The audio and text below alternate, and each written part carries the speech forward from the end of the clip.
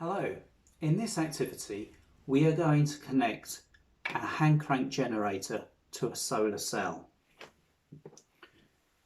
Here is our solar cell. You can see our circuit symbol here, and you can see that we have a black negative terminal and a red positive terminal. Here's our hand crank generator, and if you remember from a previous activity, I've explained that this is also a motor. But when we connect our handle through and manually operate the spindle, it becomes a generator.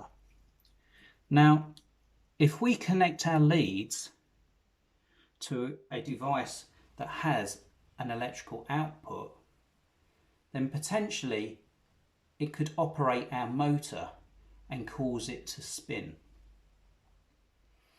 So what we're going to do, we're going to connect our hand crank generator to our solar cell. I'm going to plug the black lead here into the black negative terminal of our solar cell and the red plug into the red positive terminal of our solar cell. Now, unfortunately, the natural light we have in the room doesn't cause our solar cell to create enough electrical output.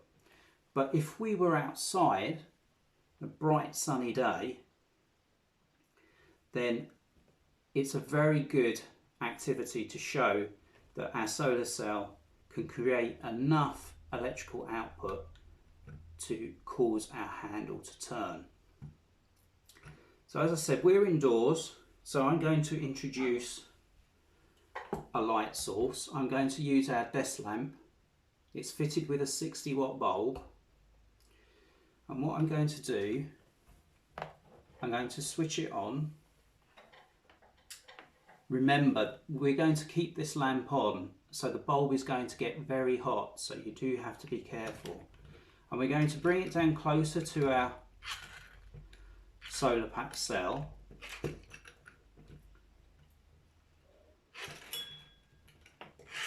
We might have to give our handle a little helping hand, but you can see now that our solar cell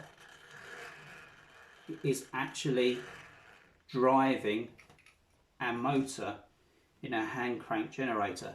You do have to be careful how low you bring your lamp towards the solar cell, otherwise you might damage the solar cell itself. You can see that our hand crank generator actually worked under the power from the solar cell.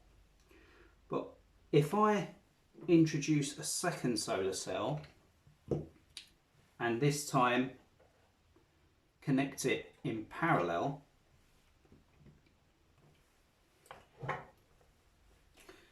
let's see what kind of output we can get. So if I connect a lead from the black negative terminal of the first solar cell to the black negative terminal of the second solar cell, and I connect a lead from the red positive terminal here of our first solar cell to the second red positive terminal on our solar cell here. Now bring in our light source once again. I switch it on.